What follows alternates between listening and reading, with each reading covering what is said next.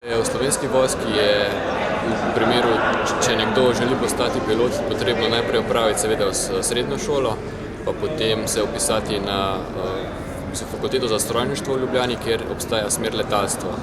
Po končani izobrazbi, se pravi po končanem študiju te smeri letalstva in seveda potem, ko opraviš selekcijo v letalski šoli in si sprejet med pilote, se zaposliš v Slovenski vojski, na kar si primoran iti v Vipavo.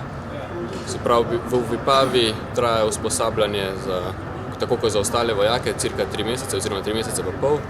Po končani Vipavi pa je potrebno opraviti še šolo za častnike. Ta šola za častnike traja 1 leto in po končani šoli za častnike ta naš nov pripadnik pride sem v letalsko šolo.